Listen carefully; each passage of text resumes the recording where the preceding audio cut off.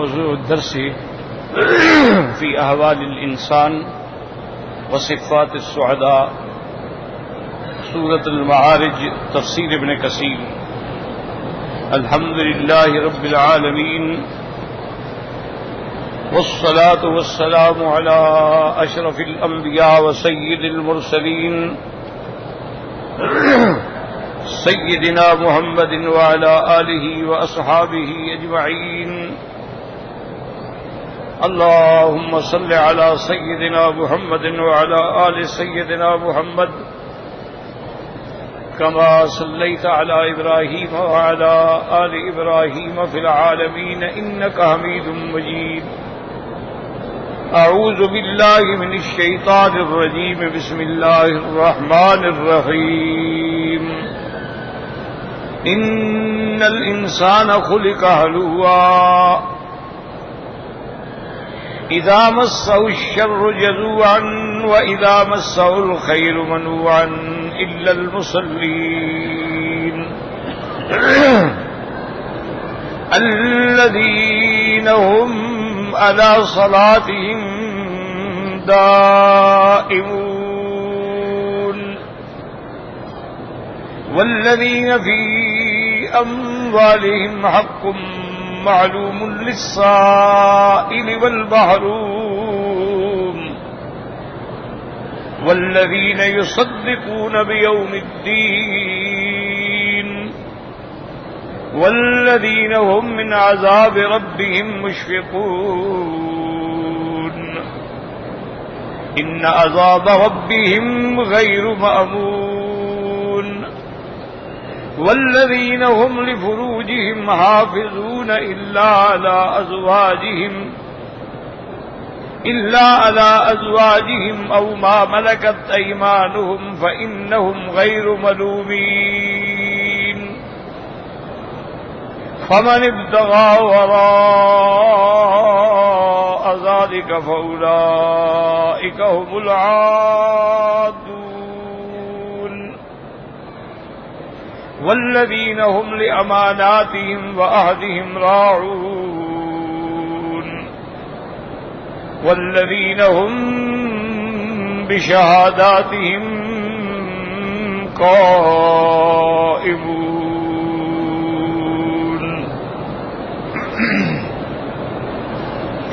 والذين هم على صلاتهم يحافظون أولئك في جنات مكرمون. اللہ تبارک و تعالی نے کلام مقدس کی ان آیات مبارکہ میں ارشاد فرمایا کہ ان الانسان خلق ہلوعا، کہ انسان جو ہے اس کی جبلت کے اندر بے قراری ہے اور تیزی ہے.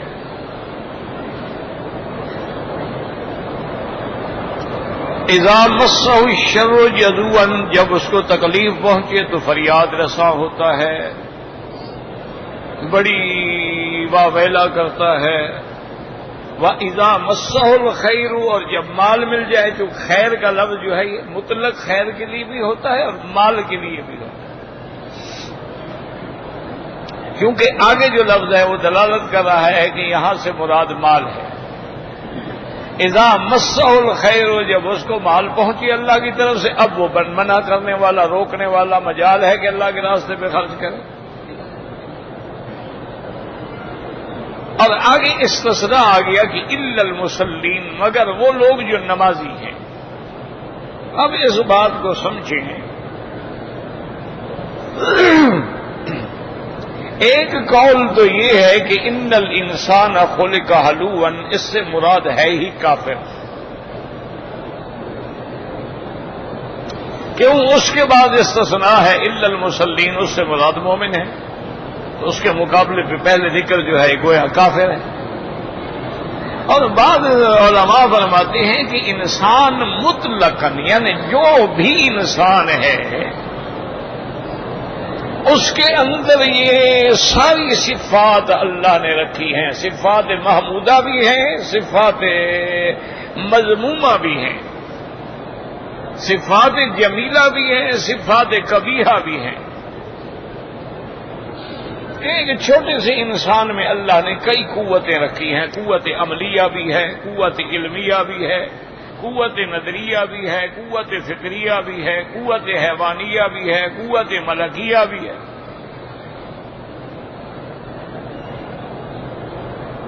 تو انسان میں یعنی مادے کے اعتبار سے تو ہر چیز ہے اس کے اندر۔ اب شر پہ غالب آنا جو ہے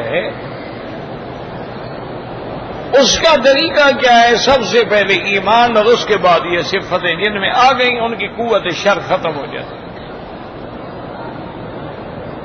اور قوت خیر جو ہے وہ ابھر آتی۔ ان کے اندر صفات ملکیہ جو ہے وہ غالب ہو جاتی ہے اور صفات حیوانیہ جو ہے مغلوب ہو جاتی ہے۔ اسی لیے آپ دیکھیں کہ جتنے اللہ والے ہیں، جتنے اللہ کے اولیاء ہیں، محدثین ہیں، مجتہدین ہیں، فقہاء ہیں، ان کا ہر وقت تعلق جو ہے یا قرآن سے ہے یا حدیث سے ہے یا فقہ سے ہے۔ وہ اپنا ایک ایک لمحہ جو ہے وہ ضائع نہیں کرتے۔ تو جب آدمی کا مشغلہ ہی یہ ہو جائے گا کہ 24 گھنٹے میں 4 گھنٹے آرام کرتا ہے اور 20 گھنٹے قرآن و حدیث پڑھتا ہے تو صاف بات ہے اس کا غلبہ ہوگا۔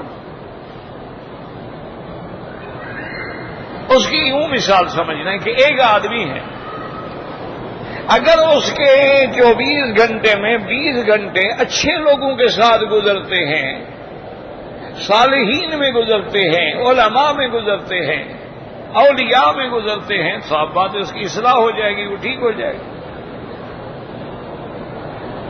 اور اگر اسی طرح آپ دیکھیں کہ بھئی 20 گھنٹے 24 گھنٹے میں 4 گھنٹے سوتا ہے اور باقی گھنٹے جو ہیں سب فاسق، فاجر، شرابی، کبابی، جھوٹے، سود خور، ہر قسم کے گندے لوگوں سے واسطہ ہے، وہی آتے ہیں اس میں بھی آ جائیں۔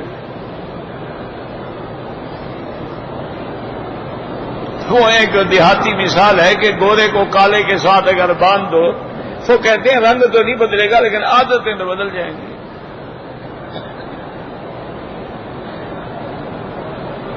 اسی لیے علماء جو ہے نا یاد رکھیں کہ وہ تو انسان کے لیے اصلاح کا ذریعہ ہی ایک ہے کہ آپ اپنی زندگی قرآن میں لگا دیں۔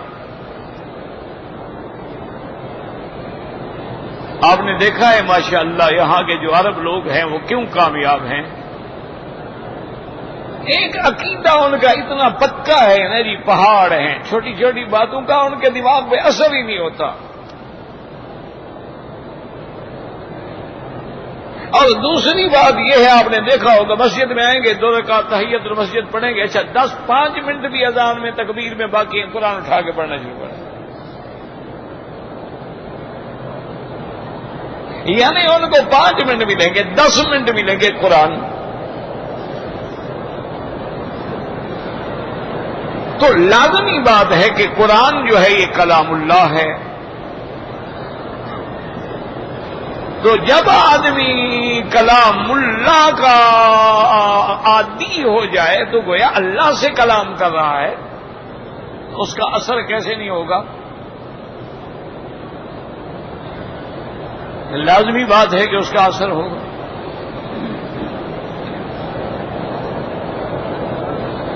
اسی طرح علماء نے لکھا ہے کہ یہ جو خلافت عثمانیہ میں جو عثمان بادشاہ گزرا ہے وہ کہتے ہیں یہ بالکل غریب تھا، حتیٰ کہ یہ اتنا غریب تھا، اتنا سفید پوش تھا بیچارہ، اس کو اپنی بستی والوں نے بھی نکال دیا۔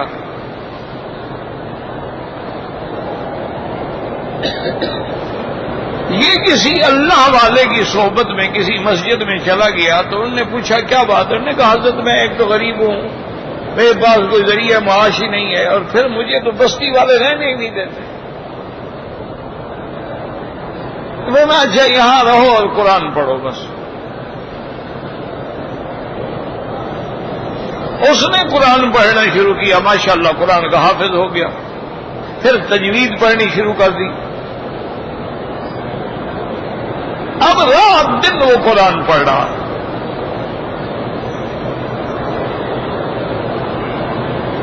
ایک دن استاد نے پوچھا کہ ہاں بھائی عثمان کیا حال ہے؟ اس نے کہا جی الحمدللہ اللہ کا شکر ہے قرآن اللہ نے میرے سینے میں جما دیا ہے. انہوں نے کہا اچھا مجھے فلاں جگہ سے قرآن سناؤ. انہوں نے سنایا. انہوں نے کہا اچھا اب فلاں جگہ سے پڑھو. استاد سے امتحان لے رہے 3 4 5 جگہ جب سنایا اور بالکل صحیح پڑھا. انہوں نے کہا جاؤ عثمان اللہ کا کلام تیرے سینے کے اندر آ گیا ہے, یہ تو بادشاہ کا کلام ہے, تو بھی بادشاہ بنے گا.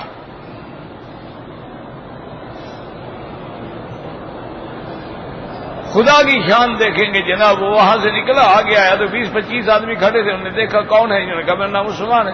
انہوں نے کہا ہم تو آپ کے ساتھ ہیں. آگے گیا 100-200 آدمی تھے وہ بھی اس کے ساتھ ہیں. آگے گیا 2000 آدمی اس کے ساتھ. وہ چلتے چلتے تو قافلہ بن گیا اور آگے بستیوں کی بستیاں اس کی مرید ہوتی گئی. بادشاہ بن گیا. تو اصل بات یہ ہے کہ قرآن پاک جو ہے یہ اتنی بڑی نعمت ہے, اتنی بڑی نعمت ہے کہ اللہ تبارک و تعالی اس کی ہمیں سمجھنے کی توفیق دیں. تو اس لیے علماء فرماتے ہیں کہ انسان کے اندر اللہ نے دونوں باتیں رکھے ہیں, خیر بھی ہے شر. اب جیسے ملائکہ ہے ان میں خیر تو ہے شر نہیں ہے. لا یعصون اللہ ما امرهم ویفعلون ما یؤمرون. اللہ نے فرمایا ہے کہ میرے فرشتے کی صفات یہ ہے کہ وہ کبھی اپنے اللہ کی نافرمانی نہیں کرتے, اور ان کی وظیفہ ان کی غذا جو ہے وہ تسبیح و تقدیس ہے. یا ہاتھ باندھے کھڑے ہیں یا رکوع میں پڑے ہیں سبوح قدوس ربنا ورب الملائکۃ والروح. اور جب اللہ کوئی حکم فرماتی ہے تو سارے کے سارے فرشتے سجدے میں گر جاتے ہیں.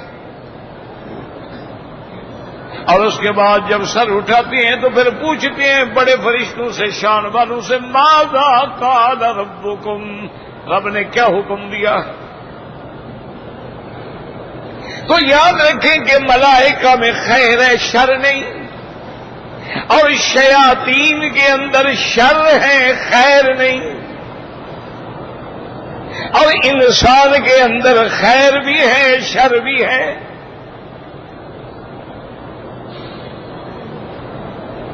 اسی لیے قرآن کہتے ہیں فَمَن يَعْمَلْ مِثْقَالَ ذَرَّةٍ خَيْرًا يَرَهُ. اگر تم ذرے کے برابر بھی نیکی کرو گے تو قیامت میں دیکھو گے یعنی پھل ملے گا.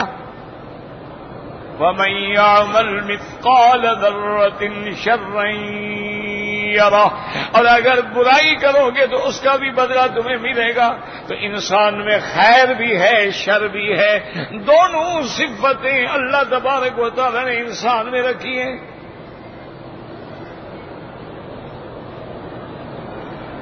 ملائکہ میں خیر ہے شر نہیں, شیاطین میں شر ہے خیر نہیں, انسان کے اندر خیر بھی ہے شر بھی ہے. اور اب انسان اگر ان شر کی صفتوں پہ غالب آئے, اب دیکھو نا جی اگر وہ چیزیں نہ ہوں, اب ایک آدمی کہے جی اللہ انسان میں بھی شر نہ رکھتے تو پھر امتحان کیسے ہوتا؟ سارے مسلمان ہو جاتے, سارے مومن بن جاتے, امتحان کیسے ہوتا؟ پھر صدیق کیسے بنتا اگر مقابلے پہ ابو جہل نہ ہو؟ پھر بلال کیسے بنتا اگر مقابلے پہ امیہ ابن خلف نہ ہو؟ تو یہ تو فطری بات ہے نا کہ بھئی جب تک دونوں صفتیں نہیں ہوں گی اقتدار تو ہوگا ہی نہیں, امتحان تو ہوگا ہی نہیں.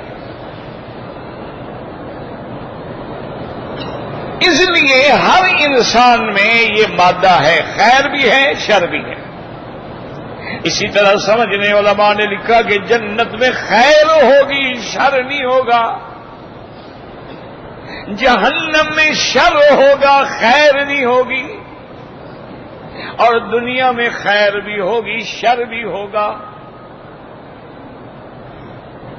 اچھا اس لیے قرآن کہتے ہیں والکاظمین الغیظ، مومن وہ ہیں جو اپنے غصے کو پی جاتے ہیں. یہ نہیں کہ ان میں غصہ ہوتا ہی نہیں، غصہ نہ ہو تو پھر تو بندہ ختم ہو گیا. اگر انسان میں غضب ہی نہ ہو، صفت ہی نہ ہو، اچھا انسان میں قوت شہوانیت ہی نہ ہو، اب وہ کہے جی میں تو بڑا نیک آدمی ہوں، ساری رات جوان لڑکی میرے کمرے میں سوئی رہی، میں نے گناہ نہیں کہا، ہے ہی نہیں طاقت تو گناہ کیا کرتا.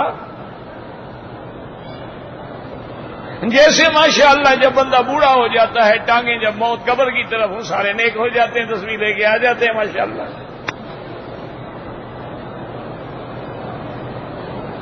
تو یہ تو کوئی بڑی بات نہیں ہے. مادہ ہو لیکن استعمال خیر میں ہو. اللہ نے مرد میں قوت شہوانی رکھی ہے، اس کو 4 بیویوں کی اجازت دے دی ہے، لیکن اس کا استعمال حلال میں ہو، حرام میں نہ ہو. یہ ہے ایمان. اچھا غضب ہے، غصہ ہے، اس کا استعمال کفار کے مقابلے پر ہو، مسلمانوں میں نہیں. اشداء علی الکفار، کافروں کے مقابلے پہ سخت. رحماء بینہم، آپس میں شکر، آپس کے اندر شیر شکر ہیں. اسی لیے حضرت علی جب خیبر کے اندر مرحب کے مقابلے پہ آئے، جو وہاں کا بہت بڑا بہادر اور بہت بڑا بطل مشہور تھا، تو اس نے رجز پڑی اور جوش میں آ کے کہنے لگا کہ علی تم کس کے مقابلے پہ آئے ہو؟ پتا ہے کہ میں کون ہوں؟ یہ خیبر کا ایک ایک پتھر بھی جانتا ہے کہ میں مرحب ہوں. تو حضرت علی نے بھی تلوار لہرائی اور فرمایا سمتنی امی حیدرا، بدبخت میری ماں نے بھی میرا نام حیدر رکھا تھا، میں بھی شیر ہوں میدان کا. تو اب اگر غصہ نہ ہو، کافر کو آئے جناب مارنے ہیں، پھر یہ کیسا ایمان ہوگا جناب؟ غصہ مقام پہ استعمال ہو، غضب مقام پہ استعمال ہو، شہوت مقام پہ استعمال ہو، یہ ایمان کی صفت ہے. یہ نہیں کہ جہاں چاہا منہ مار لیا. ورنہ انسان میں یاد رکھو دونوں صفتیں ہیں، صفات مذمومہ بھی ہیں، صفات محمودہ بھی ہیں، اور اللہ نے دونوں راستے بتلا دیے ہیں کہ یہ خیر ہے، یہ شر ہے، تمہاری مرضی جو اختیار کرو. اچھا اور جو سزا جزا ہمیں ملتی ہے اس میں ملتی ہے جو ہم اختیار کرتے ہیں. یاد رکھو یہ جو لوگ کہتے ہیں جی تقدیر میں لکھا تھا، تقدیر میں لکھا تھا، یا تقدیر زبردستی ہم سے گناہ کرواتی ہے، اللہ زبردستی گناہ بھی کرواتے ہیں پھر سزا بھی دیتے ہیں. اچھا انصاف ہے؟ یہ جہالت ہے. یاد رکھو ہر چیز اللہ نے لکھ رکھی ہے، ہمارے پیدا ہونے سے بھی 2000 سال پہلے لکھی گئی ہے. لیکن لکھے ہونے کا کیا مطلب ہے؟ اب مثال اس کی آسان ہے کہ آپ گاڑی میں بیٹھتے ہیں، اس کے اندر ایئر کنڈیشن لگا ہوا ہے اور اس کے اندر دونوں اشارے ہیں کہ اگر بٹن کو سرخ پہ رکھیں گے تو وہ ہیٹر بن جائے گا، اور اگر اس کو نیلے پہ رکھیں گے تو وہ جناب ٹھنڈا کرے گا. تو دونوں صفتیں اس میں رکھی گئی ہیں کہ بھئی سردی ہے تو اس کو لال پہ لگا دو، اگر گرمی ہے تو اس کو نیلے رنگ والی بٹن پہ لگا دو. تو اب اگر کوئی آدمی گرمی میں جا رہا ہو اور سرخ پہ بٹن لگا کے فل پنکھا کھول دے اور گاڑی آگ بن جائے، کوئی کہے بے وقوف یہ کیا کر رہا؟ اس کو لکھا ہوا جو ہے. تو لکھے ہوئے کا قصور ہے یا استعمال کا قصور ہے؟ یاد رکھا کرو لکھے ہوئے کا معنی یہ نہیں کہ اللہ زبردستی کرواتے، یعنی ہمیں خود بخود کافر بناتے ہیں، جہنم میں ڈالتے. اچھا انصاف ہے؟ پھر لکھے کا معنی یہ ہے کہ اللہ ہمیں پیدا کرنے سے بھی پہلے جانتے تھے کہ میں آدم کو پیدا کروں گا اور آدم کو میں مسجود الملائکہ بناؤں گا. کیا ہو گیا بھائی؟ یہ ساری دنیا سیکھ جائے، یہ نہیں سیکھتے. نہ آدمی کا دنیا بدل جائے، یہ اپنے آدھے درس میں بدلیں گے. پہلے بدل دو بھی کون سا آسمان ٹوٹ جائے گا؟ 1 ریال مجھ سے لے لیا کرو. سیلری کے نئے بند ڈالنے ہیں، کون سے کو 5000 کا سیل آتا ہے؟ 1 ریال کے 2 آ جائیں گے.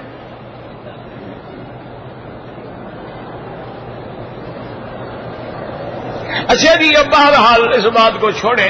تو مانا یہ ہے کیوں ایک بات ہے کہ آدمی کا ذہن ہے انسان کا، ذرا بھی کوئی بات ادھر ہو نا ذہن دوسری طرف چلا جاتا ہے، خیال ہے نا آدمی کا، اور خیال دوسری طرف چلا گیا، اس کو بات ہی بھول گئی کہ میں کیا کہہ رہا تھا. یہ نقصان ہوتا ہے، ورنہ یہ نہیں کہ ہم ایسے چڑھتے ہیں یا ناراض. اسی لیے حکم ہے نا کہ جب قرآن پڑھا جائے سنو اور چپ بھی رہو. یہ نہیں کہ کان سے سن رہا ہے اور زبان سے بول رہا ہے، نہیں، دونوں فاستمعوا لہ وانصتوا، سنو بھی اور چپ بھی رہو.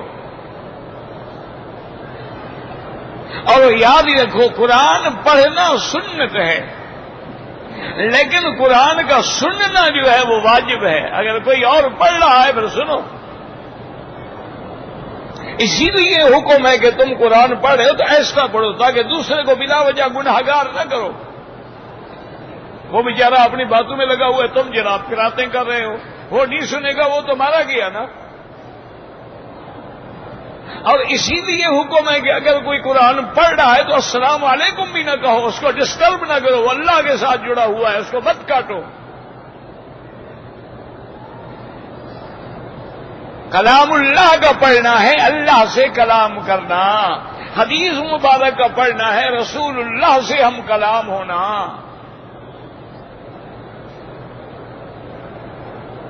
تو اس لیے ہمیشہ یاد رکھیں کہ یہ صفتیں جو ہیں اگر صفت غضب نہ ہو تو پھر کیا ہوگا؟ پھر تو کچھ بھی نہیں. اگر انسان میں صفت شہوانیت نہ ہو تو یہ تو کوئی بہادری نہیں نا. اب دیکھیں انبیاء کی طاقت ہے، 100 کو بندے کی 100 مرد کی طاقت اللہ نبی کو دیتا ہے، لیکن اس کے باوجود بھی اپنے نفس پہ کیسے کنٹرول ہے کہ امراۃ العزیز دروازے بند کر کے حسن خود پکارتا ہے، لیکن پیغمبر کہتا ہے معاذ اللہ، اللہ کی پناہ. کیا کہہ رہی ہو؟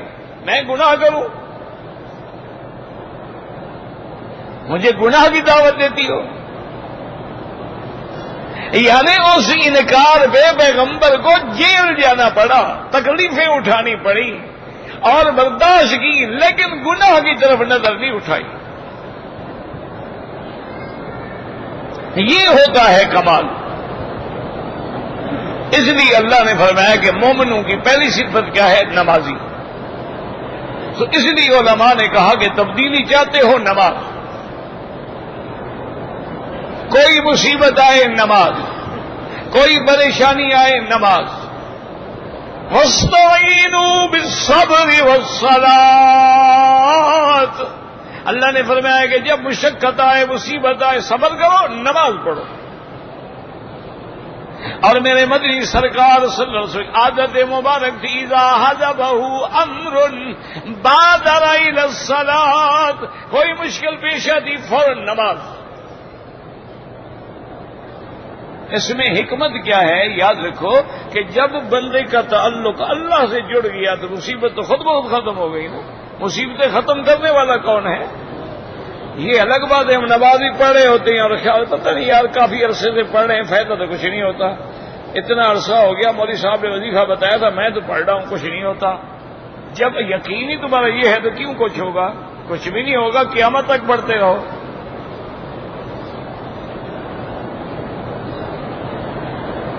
قرآن کو قرآن سمجھ کے پڑھو. اور پھر مسلین کی صفت بتائی الا المصلین الذین هم علی صلاتهم دائمون. نماز پہ ہمیشگی کرنے والے مانا جمے رہیں. یہ نہیں کہ رمضان میں پڑھ لی 11 مہینے چھٹی، یہ نہیں کہ جمعہ کے دن نماز پڑھ لی باقی 7 دن چھٹی. نہ، نماز پہ جمو. اور پھر بندوں کا حق بھی ادا کرو. والذین فی اموالہم حق معلوم للسائل والمحروم. اور اگر اللہ ان کو مال دیتی ہے تو ان کے مال کے اندر بالکل حق جانا پہچانا ہے، غریبوں کے لیے، مانگنے والوں کے لیے، نہ مانگنے والوں کے لیے خود پہنچا رہے ہیں۔ اس لیے میرے مدنی سرکار رحمت دو عالم صلی اللہ علیہ وسلم نے فرمایا تھا بلال سے، انفق بلالا ولا تخش علی ذی العرش اکلالا، بلال خرچ کرو اللہ سے، اللہ تعالی سے فقر سے نہ ڈرو، وہ خزائن السماوات والارض کا مالک ہے۔ اور حضور نے فرمایا جب دن ہوتا ہے اللہ کے دو فرشتے آتی ہیں، وہ سارا دن دعا مانگتے ہیں، اللہم آت لکل منفق خلفا وآت لکل ممسک تلفا، یا اللہ جو تیرے رستے میں خرچ کر رہے ہیں ان کو بدلہ عطا فرما، اور جو بخل کر رہے ہیں ان کے مال میں بربادی کر۔ اسی لیے علماء نے اپنا تجربہ لکھا ہے، ویسے حدیث میں بھی ہے کہ جس آدمی کو غربت ہے اس کے رزق میں برکت نہیں ہوتی، حکم ہے کہ عمریں زیادہ کریں،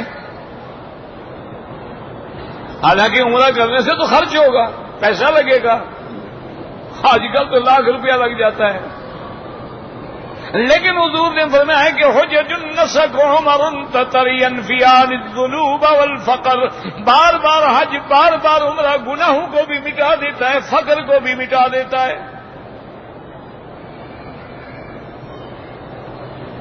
اسی لیے علماء نے اپنا تجربہ لکھا ہے کہ مثلا آپ ابھی عمرے پہ آئے ہیں، آپ نے عمرے میں 50,000، کسی نے 40,000، کسی نے 70,000 مثلا جتنا خرچ کیا ہے، علماء نے لکھا تجربہ یہ ہے کہ بندہ جب واپس جائے گا نا اپنے وطن میں، چند دنوں کے اندر اندر اللہ اس سے بھی دگنا اس کو واپس کر دیتے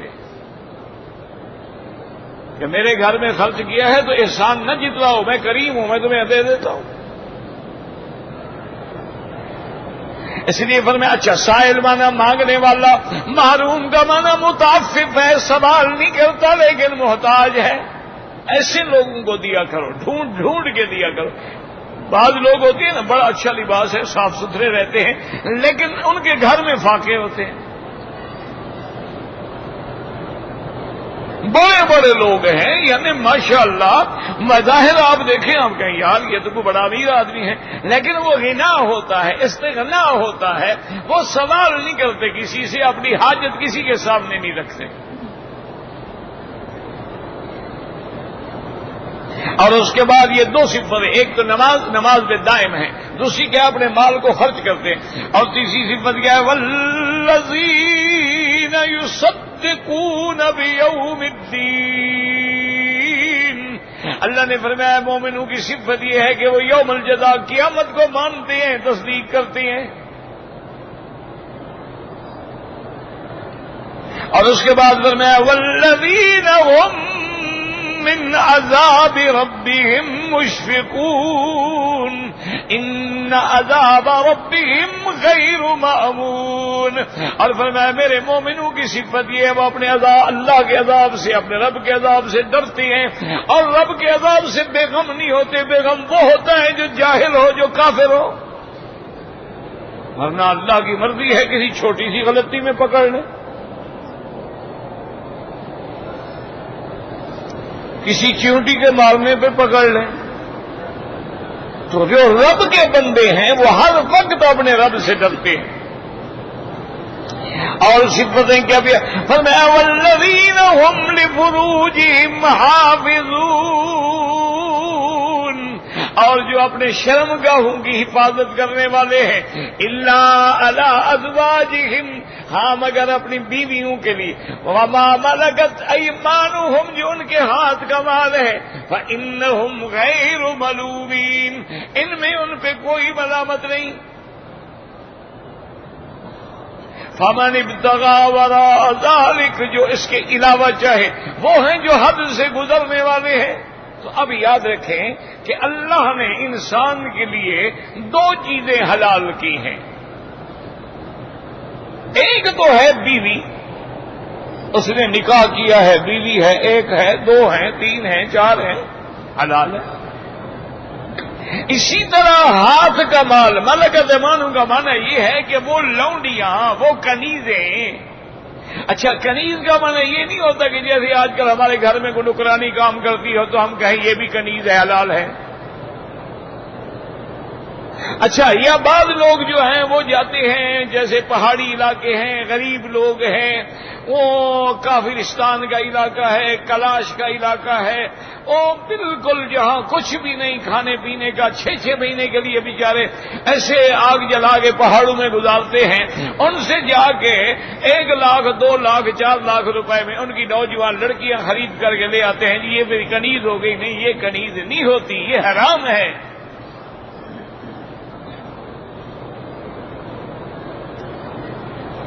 کنیز سے مراد یہ ہے کہ مسلمانوں کے لشکر نے اللہ کے رسول کے دین کے لیے اپنے امیر کی اطاعت میں جہاد کیا، جہاد میں اللہ نے فتح دے دی تو مال غنیمت ہوگا، اور ان کے لڑکے لڑکیاں جو ہے وہ غلام ہوں گے،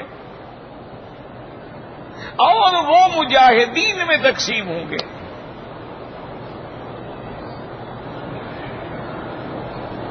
وہ کنیز جو ہے اللہ نے حلال کی۔ اچھا، یہ بھی ایک الزام ہے اسلام پر، آج کل کے جو نوجوان ہیں یا انگریزی کے سے متاثر لوگ ہیں، یا جنہوں نے علم پڑھائی غریبوں نے مشنری سکولوں میں ہے، وہ بڑے حیران ہوتے ہیں، جی اسلام میں لونڈیوں کی اجازت ہے، جی لونڈیوں کی اجازت ہے، جی لونڈیوں کی اجازت ہے کہ لوگوں کی لڑکیاں پکڑے بس حلال ہے۔ تو یہ الزام ہے جس کی کوئی حقیقت نہیں ہے۔ اچھا، آپ پڑھے لکھے عقل والے، آپ مجھے سمجھائیں، ہم نے جنگ کی، اللہ نے فتح دی، اس میں مال غنیمت بھی آ گیا، لڑکے بھی آئے، لڑکیاں بھی آئیں۔ اچھا، یہ جو لڑکے لڑکیاں قیدی بن گئے ہیں، اب ان کے لیے کیا کریں؟ ان کو ہمیشہ قید میں رکھے، ساری زندگی ان کو کھلاتے پلاتے ہیں اور وہ جیل میں اور قید میں مر جائیں؟ یہ انصاف ہے؟ اچھا، یا ان کو ہم چھوڑ دیں، دوسرے ملک میں بھیج دیں جن کا ماں باپ مارا گیا ہے، اب نوجوان لڑکے لڑکیاں ہیں، کوئی وارث ہی نہیں ہے، جب دوسرے ملک میں جائیں گے تو وہ کیا معاف کر دیں گے؟ وہاں پھر وہی زنا نہیں ہوگا؟ اسلام نے تو ان پر پردہ دیا ہے کہ بھئی مجاہد کو تقسیم کر دو، بابا یہ تمہاری ملک میں ہے، اب ملک الیمین ہے، اب اس کو استعمال کرنا تمہارے لیے جائز ہے، لیکن اگر اس کو آزاد کر کے اپنی بیوی بنا لو پھر تمہیں اور زیادہ اجر ملے گا، تاکہ اس کو فوراً گھر مل جائے، چھت مل جائے، عزت محفوظ ہو جائے اس کی۔ یہ معنی ہوتا ہے لونڈیوں کا۔ اور پھر اسلام نے غلاموں کو کتنا اونچا کیا ہے کہ حضور کی بی بی صفیہ جو ہیں یہ جنگ خیبر میں قیدی بن کے آئی ہیں۔ اچھا، اللہ کی شان یہ ہے، حضور نے یہ حضرت دہیا کلبی کو دے دی تھی، جب تقسیم ہوئی نا بامیاں تو ان کے حصے میں دے دی، تو کچھ صحابہ حضور کی خدمت میں آئے، انہوں نے کہا کہ یا رسول اللہ، بی بی صفیہ جو ہے وہ خیبر کے یہودیوں کے ایک بہت بڑے سردار کی بیٹی ہے، اور پھر ایک بہت بڑے سردار کی بیوی ہے، اب وہ قیدی بن کے آ گئی ہے، تو مہربانی کریں آپ رکھ لیں، کسی اور کے حوالے نہ کریں، کچھ تو ان کی عزت کا خیال ہو جائے نا۔ حضور نے حضرت دہیا کو بلایا، فرمایا کہ بھائی تم اگر اپنے حصے کی کنیز مجھے خوشی سے دے دو تو اس کے بدلے میں تمہیں اور کنیز دے دیتا ہوں۔ حضور نے کہا حضور میں نے تو دیکھا ہی نہیں ہے، میں نے تو اس کو دیکھا بھی نہیں ہے، بالکل لے لیں، میری طرف سے اجازت ہے۔ تو حضور پاک نے بی بی صفیہ کو آزاد کر دیا، اور آزاد کر کے اپنی بیوی بنایا، وہ امہات المومنین بنی۔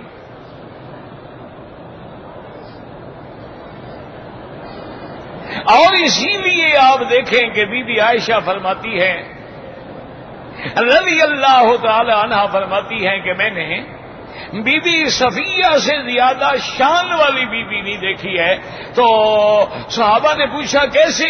آپ نے فرمایا کہ جب بی بی صفیہ کو حضور نے اپنی بیوی بنا لیا تو بی بی صفیہ کے جتنے رشتہ دار غلام تھے، بالیاں تھیں، سب صحابہ نے کہا بھائی اب وہ تو حضور کی بیوی بن گئی، تو حضور کے رشتہ داروں کو ہم غلام کہتے ہیں، سب نے آزاد کر دیا۔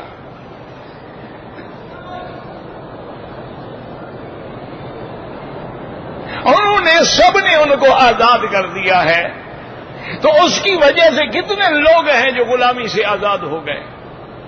اس لیے اسلام فرماتا ہے تمہارے لیے دو چیزیں حلال ہیں، ایک تو زوجہ ہے یا ملک الیمین ہے، اس کے علاوہ کچھ حلال نہیں. کیا مانا؟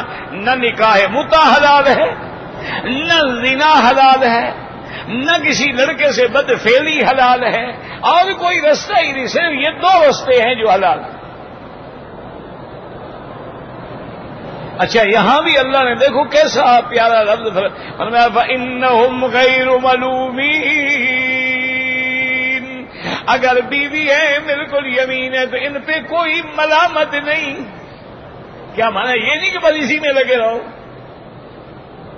بس حلال ہے تمہارے لیے. یہ مانا تو نہیں ہے نا کہ ہر چیز چھوڑ کے بس تم عورتوں میں ہی لگے، اپنی بیوی میں اور اپنے غلاموں میں لگے رہو. اسی لیے کہتے ہیں کہ حضرت کشمیری رحمت اللہ علیہ کی جب شادی ہوئی، عظیم محدث تھے، اللہ ان کی قبر پہ کروڑوں رحمتیں فرمائے. تو شادی کے دوسرے دن یا 2 دن بعد جو ان کے اس وقت کے ہم اثر لوگ تھے، ساتھی تھے، کٹھے رہنے والے تھے، بے تکلف دوست تھے، انہوں نے کہا کہ شاہ جی آپ نے تو ہمیں شادی کا حال ہی نہیں سنایا، شادی ہو گئی گزر گئی، آپ نے بتایا نہیں کہ سہاگ رات کیسے گزری. کوئی ہمیں تو سناتے نا قصہ، میاں بیوی کا خوشی کے ساتھ رات گزری کہ نہیں. تو حضرت کشمیری رحمت اللہ علیہ کی آنکھیں سرخ ہو گئیں اور فرمایا خدا کی قسم ہے اگر نکاح میرے نانے کی سنت نہ ہوتا تو میں کبھی کسی عورت کے ساتھ شادی نہ کرتا. یہ کون سا مقام ہے؟ یہ تعریف کا مقام ہے، بتانے کا مقام ہے کہ آدمی بتائے جناب میری رات کیسے گزری تھی، کیا گزرا تھا، فلاں گزرا. کتنا بڑا عالم ہو، بزرگ ہو، بیٹھا تو پیشاب کی جگہ پہ ہوتا ہے، یہ کوئی تعریف کی بات ہے؟ حکم ہے اللہ کا، بس سنت ہے حضور کی، توالد تناسل کا سلسلہ ہے، نسل نے چلنا ہے انسان نے، جائز ہے، ٹھیک ہے. بس اب یہ تو ایسی بات تو نہیں کہ کسی تعریف کی جائے. فَإِنَّهُمْ غَيْرُ مَلُومِينَ.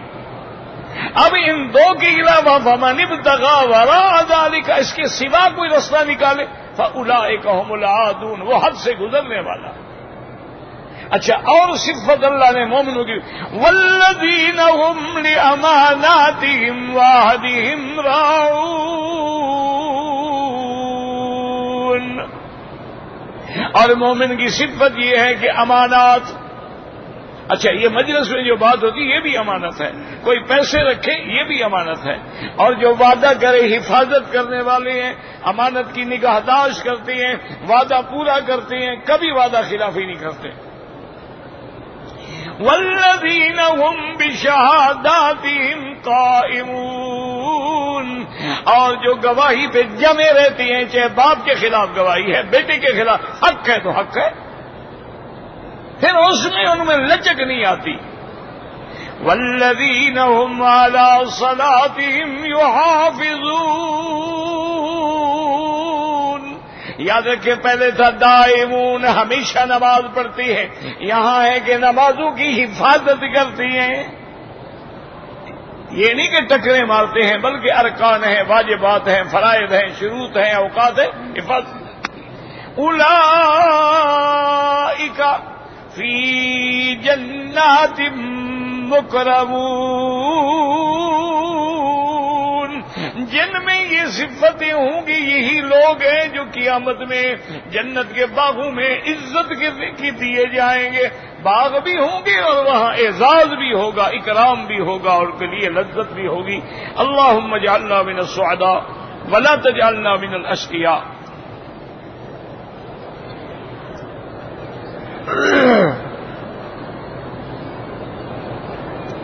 بھائی یہ میں نے کل بھی بتا دیا تھا کہ اگر کوئی عورت آئی ہے احرام میں اور ایام حیض آ گئے ہیں، اس کا شرعاً حکم یہ ہے کہ وہ رہے، اس کے دن پورے ہوں، غسل کرے، عمرہ کرے، پھر جائے مکے سے.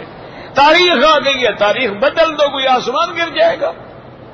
یہ کیا مسئلہ ہے جی؟ تاریخ آ گئی ہے، تاریخ کوئی قیامت کی تاریخ ہے، موت کی تاریخ ہے، کیا ہے؟ ہوائی جہاز کی تاریخ ہے، 2 ہفتے بعد مل جائے گی، 1 ہفتہ بعد مل جائے گی.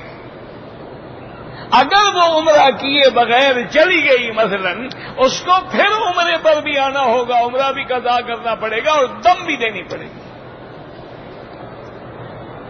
حتیٰ کہ بعض علماء نے اور فقہا نے تو ایک مجبوری میں ایک شرط نکالی ہے، وہ کہتی ہیں کہ چونکہ پھر پتہ نہیں اپنے ملک سے دوبارہ بیچاری آ بھی سکتی ہے کہ نہیں آ سکتی ہے، انہوں نے کہا پھر وہ ایسا کرے کہ اپنے بدن کو اچھی طرح غسل کر کے یا کوئی انجیکشن لگا کے خون بند کر کے نہا دھو کے طواف کر لے، عمرہ کر لے اور ایک دم دے دے کہ اس نے ان ایام میں عمرہ کیا ہے، تاکہ کم از کم عمرے کی ادائیگی تو ہو جائے نا غریب کی۔ پھر کب آئے گی عمرہ کرنے؟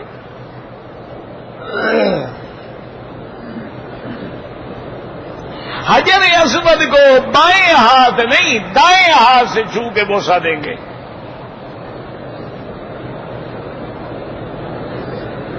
اگر ایک آدمی کو وضو ٹوٹنے کا شک ہوتا ہے، اگر شک ہے تو شک پر کوئی نہ چلو، جب تک ہوا نہ آئے یا قطرات گرتے ہیں تو ہر نماز کے لیے نیا وضو کرے۔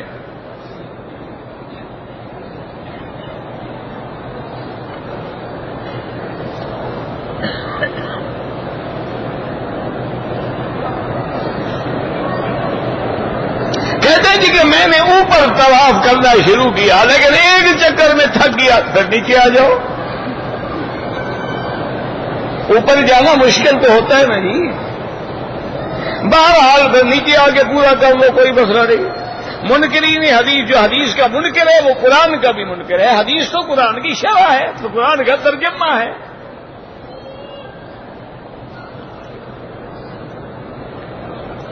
عصر کے بعد نوافل جو ہیں احناف کے نزدیک منع ہے، مغرب کے بعد پڑھیں۔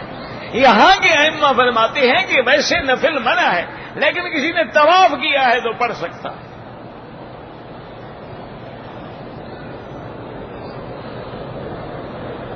زمزم سے کھانا پکائیں، جو مرضی ہے کریں، کچھ بھی نہیں، پانی ہے اور کیا ہے۔ زمزم سے وضو کر سکتے ہیں، بالکل کر سکتے ہیں۔ بابا مسئلہ یہ ہے کہ اب جب ہمیں اور پانی میسر ہے تو ادب کا تقاضا یہ ہے کہ ہم اس پانی کو ان چیزوں میں استعمال نہ کریں، ورنہ تو پانی ہے، کھانا پکائیں، وضو کریں، غسل کریں۔ حضرت اسماعیل علیہ السلام کس چیز سے کھانا پکاتے تھے؟ حضرت اسماعیل اللہ کا پیغمبر ہے، ان کو جو غسل کی ضرورت ہوتی کس پانی سے غسل کرتے تھے؟ زمزم کے سوا پانی نہیں تھا۔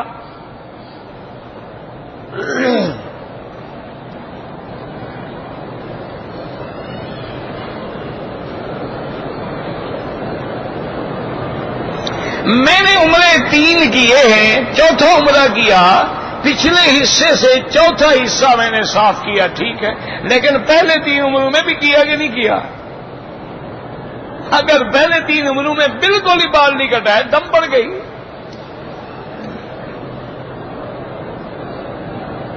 اگر ہم نے فجر کی نماز کے فوراً بعد مدینہ شریف جانا ہے، طواف کر کے 2 رکعت پڑھ لیں، کوئی حرج نہیں، مجبوری ہے، جا رہے ہیں۔ اگر آپ راستے میں بھی جا کے پڑھیں جائز ہے۔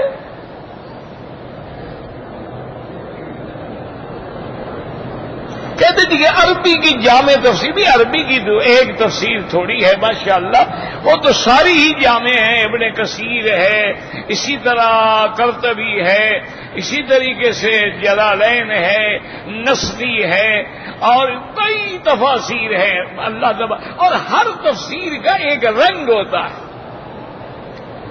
یہ نہیں ہے کہ آدمی ایک ویسے ابن جریر طبری جو ہے وہ جامع ہے، سارے اس سے لیتے ہیں۔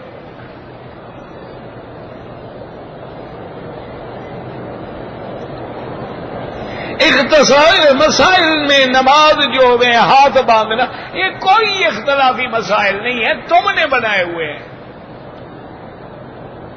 اختلافی مسائل نہیں ہے۔ حدیث کے اندر سینے پہ ہاتھ باندھنے کی بھی حدیث موجود ہے، ناف پہ بھی موجود ہے، اور ناف سے نیچے باندھنے کی بھی حدیث موجود ہے۔ ویسے جھگڑے کا کیا ضرورت ہے؟ یہ تو اللہ کی رحمت تھی نا کہ کوئی بندہ بڑا ہے، کوئی چھوٹا ہے، کسی کا پیٹ بڑا ہے، کہاں ہاتھ باندھے گا جی؟ آؤ بتائیں مجھے۔ یہ اللہ کی رحمت ہے، یہ جھگڑے کے مسئلے ہیں ہی نہیں، یہ تو اعلیٰ اولیٰ کی بات ہے۔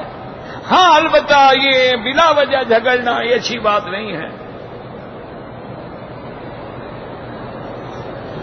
آدمی کام کرنے کے لیے باہر جاتا ہے کہ 6 مہینے کی اسلام اجازت ہے، والدین بیوی کہیں گے نہ جائیں، پھر کیا کریں؟ نہ جائیں، والدین کا کہنا مائیں، یا کہتے ہیں کہ وہ کہتے ہیں کہ نہ آئیں تو پھر تنگ ہوں گے تم سے، اچھا ہے نہ جاؤ، یہاں ایک شادی ان کو کہو کہ جی میں آپ وہاں آنے سے تو روک رہے ہیں، میں نے گناہوں سے بچنے کے لیے الحمدللہ یہاں ایک اور شادی کر لی ہے، پھر دیکھو کیا کہتے ہیں، وہ تو پیسوں کے لیے کہتے ہیں نا، آئے گا تو مال ختم ہو جائے گا نا، ان کو کہو جی انشاءاللہ میں نہیں آتا، فکر نہ کرو، میں نے یہاں ایک اور شادی کر لی۔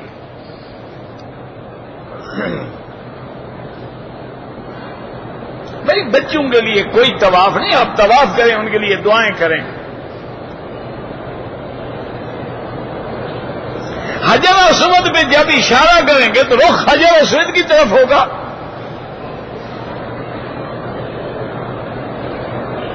مرد اپنی بیوی کے اور بیوی اپنے خاوند کے بال کاٹ سکتی ہے جناب، کیوں نہیں کاٹ سکتی ہے؟ بالکل کاٹ سکتی ہے۔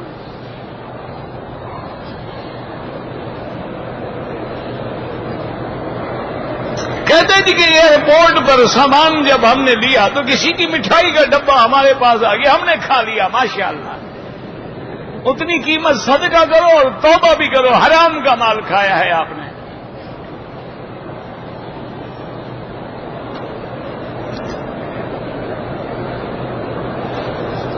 بریلوی کہتے ہیں میٹھے میٹھے بھائی، تو تم کیا کرو؟ میٹھے میٹھے تم بھی کہہ دیا کرو، انما المومنون اخوۃ، مسلمان بھائی ہیں۔ یہ میٹھے میٹھے کوئی قرآن حدیث میں تو ہے ہی نہیں ہے، تو ان میں خود گھڑے ہوئے ہیں نا، میٹھے میٹھے بھائی، کڑوے کڑوے بھائی، پھیکے پھیکے بھائی۔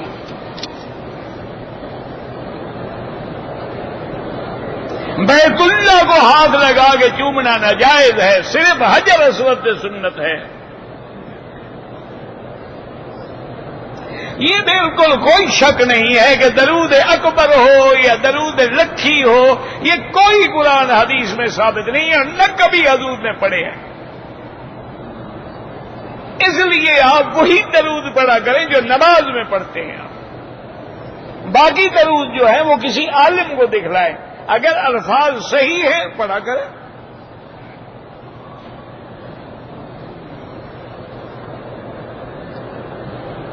کہتے ہیں جی کہ موجودہ بینکنگ نظام جو ہے بالکل خالص سودی نظام ہے، یہودی نظام ہے، خالص حرام ہے۔ ایک ہے تجارت کرنا، اسلامی بینک ایک مزاربت، مشارکت اور مرابحہ پہ کام کرتے ہیں، وہ جائز ہے، وہ نفع بھی ہوتا ہے، نقصان بھی ہوتا ہے۔ وہ تمہارا پیسہ دیکھو نا جی، اب میں مثلا میرے پاس ہے 1000 سے کون سی تجارت ہو؟ تو اگر ہم 100 آدمی 1000 ملائیں تو 1,00,000 بن جائے گا، 1,00,000 سے تو کوئی نہ کوئی کام ہو جائے گا نا۔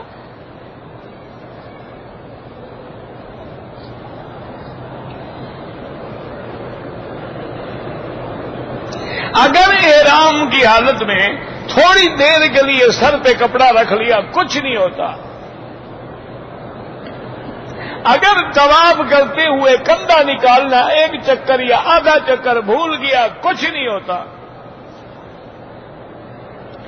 انشورنس جو ہے یہ بالکل حرام ہے۔ ایک ہے مجبوری کہ ہم باہر کے ملکوں میں جاتے ہیں بغیر انشورنس کے، آپ رہ نہیں سکتے، ہم گاڑی خریدتے ہیں بغیر انشورنس کے گاڑی کی لے نہیں سکتے، وہ تو مجبوری ہے، خوشی سے نہ کروائے، کیونکہ انشورنس میں سود بھی ہے اور جوا بھی ہے، دونوں چیزیں ہیں۔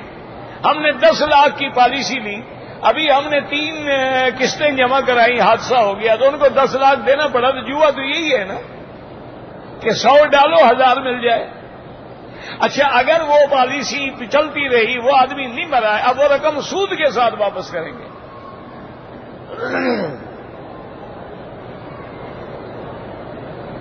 اگر حضور پیدا نہ ہوتے تو اللہ مخلوق کو پیدا نہ فرماتے، کوئی حدیث نہیں ہے، موضوع روایت ہے۔ سرکار کے یہ محبت کے الفاظ ہیں، ویسے عربی میں تو کوئی لفظ نہیں، نہ سرکار ہے نہ تاجدار ہے۔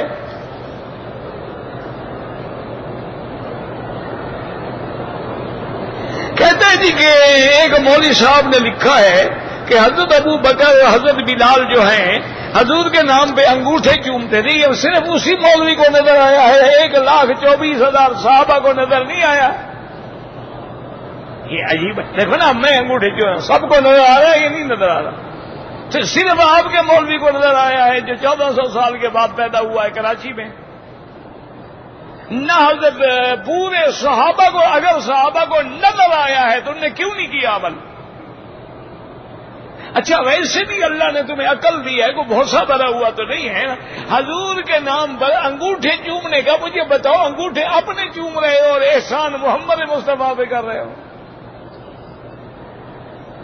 بھائی یا تو جو آدمی اذان دے رہا ہے نا فوراً جا کے اس کا منہ چوم لو. اور پھر اللہ نے میرے مدنی کو تو نام ہی ایسا پیارا دیا ہے کہ میرے نطق نے بوسے میری زبان کے لیے. اچھا آپ حضور کا نام لیں جلدی, محمد. ہاں جی, وہ یار نام لینے میں ڈرتے ہو کیا؟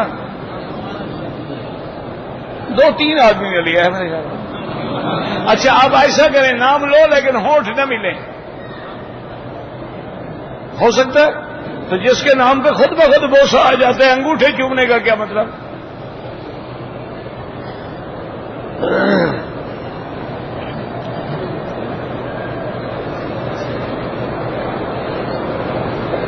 بہرحال کسی شخص کا, عورت کا, مرد کا سے طواف نہیں ہوتا ہے.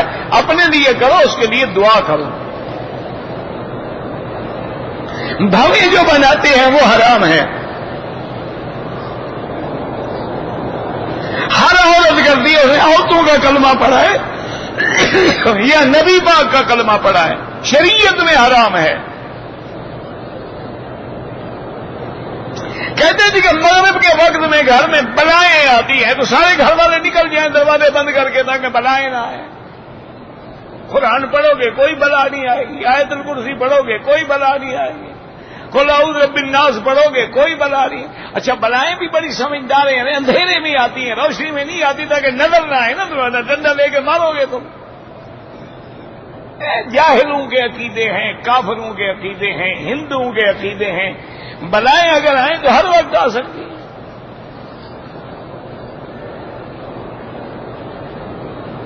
یہ مسئلہ ہو گیا ہے, آ گیا بیٹھی رہے, پاک ہو عمرہ کرے. پردہ کرنا جو ہے شرعاً اللہ کے قرآن کا حکم ہے. اذا سألتموهن متاعا فاسألوهن من وراء حجاب كل المؤمنات يغضضن من ابصارهن. یہ انکار کرے تو نعوذ باللہ کافر ہو جاتا ہے.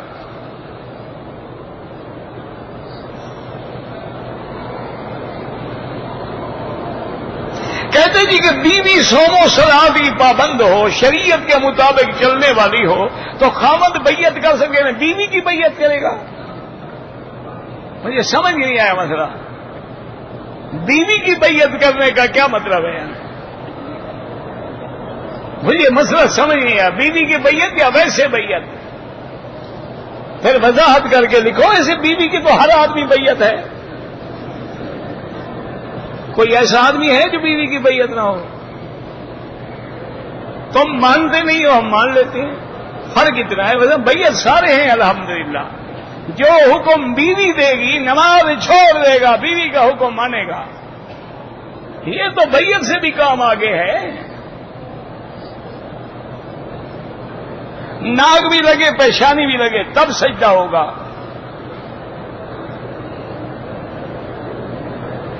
اگر دو بھائیوں کے باپ 2 بھائیوں کے ساتھ ہے, تیسرا بھائی خود زمین خریدتا ہے, کام وغیرہ کرتا ہے, اس میں باپ کا یا دوسرے بھائیوں کا کوئی حصہ نہیں ہے, وہ اس کی اپنی کمائی ہے.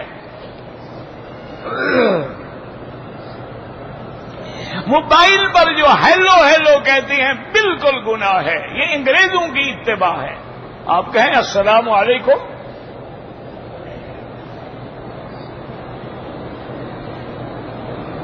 اپنے دل کو لوگوں کے بغض اور حسد سے کیسے پاک کریں؟ توبہ کیا کرو, استغفار زیادہ پڑھو. بہرحال رفع یدین بھی حدیث میں موجود ہے اور نہ کرنے والی حدیثیں بھی موجود ہیں. کوئی لڑائی کی ضرورت نہیں ہے.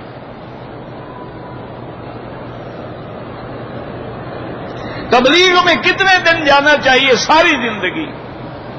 الا الذین آمنوا وعملوا الصالحات وتواصوا بالحق وتواصوا بالصبر.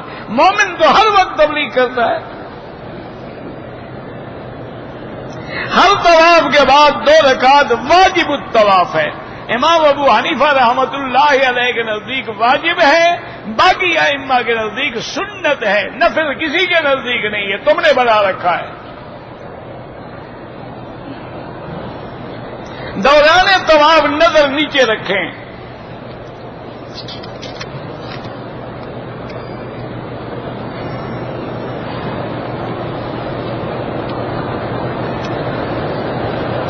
میں نے اپنی بیوی کو غصے میں کہا کہ تیری بھانجی نے فلاں آدمی کو برا بھلا کہا تو تجھے 3 طلاق. ماشاءاللہ برا بھلا بھانجی کہے طلاق بیوی کو. ایسا پاگل بھی ہے کوئی دنیا میں؟ بہرحال حنفی مسلک میں تو جناب طلاق ہو جائے گی. اگر اسے برا بھلا کہاں طلاق ہو جائے گی. پھر ذرا بھگتو نا، مزہ آئے نا لفظ بھگتنے کا. سزا بھگتو.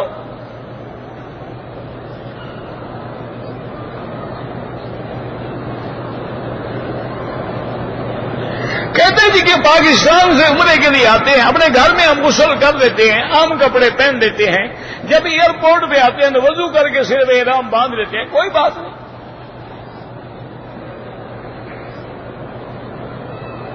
بہرحال عورت کے لیے سجدے کے اندر ٹانگیں ایک طرف نکال کے جتنا زمین کے قریب ہوگی اتنا زیادہ اجر ہوگا. جیسے عورت کے لیے گھر میں نماز پڑھنا افضل ہے. وجہ کیا ہے؟ ستر ہو تو پردے میں بھی اور سجدے میں بھی ستر ہو. اگر وہ مردوں کی طرح بھی سجدہ کر لے، سجدہ ہو جاتا ہے، نماز ہو جاتی ہے. لیکن احناف کے نزدیک افضل یہ ہے کہ فَلْيَضُمَّهُمَا، اپنے آپ کو زمین کے ساتھ ملا دیں.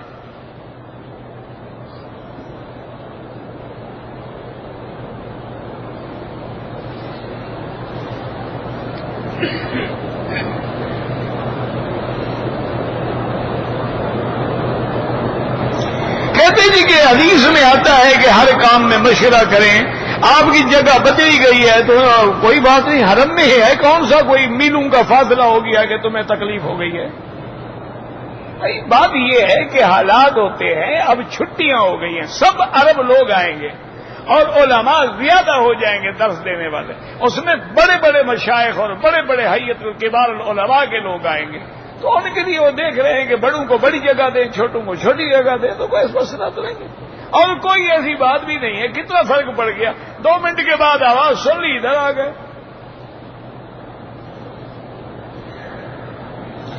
صفوں کا اتصال ہر جگہ ضروری ہے. زیادہ صفوں کے درمیان فاصلہ نہ چھوڑا کریں. ناقص وضو پر عمرہ کرنے والی کو کیا کرنا چاہیے؟ ناقص وضو پر مجھے نہیں سمجھ آیا کیا مطلب ہے. یعنی وضو نہیں کیا تھا، ایسے عمرہ کر دیا، دم پڑ گئی.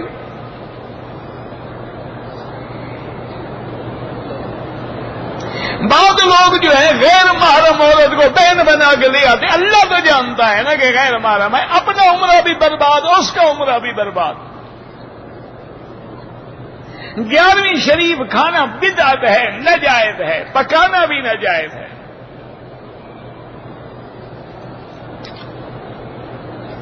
آذان سے پہلے صلاۃ و سلام پڑھنا جو ہے خالص بدعت ہے. اگر سنت ہوتی تو حضرت بلال پڑھتے.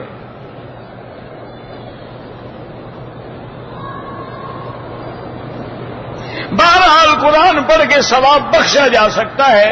صرف امام شافعی رحمۃ اللہ علیہ قائل نہیں ہیں.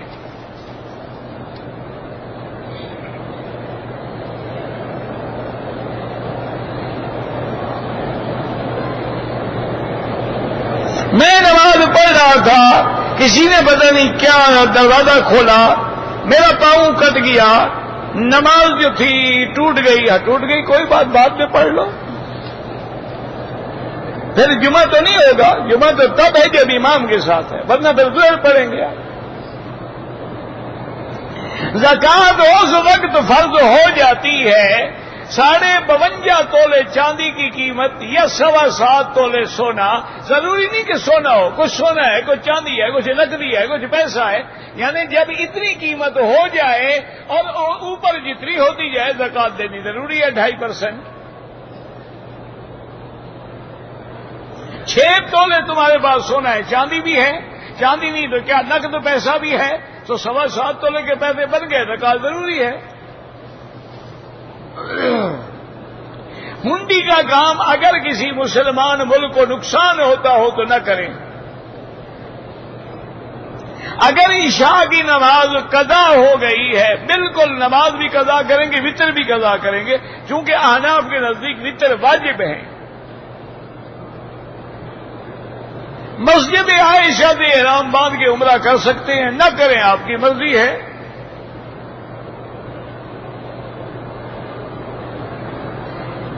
پتہ نہیں کیا لکھا ہے، سمجھ نہیں آیا۔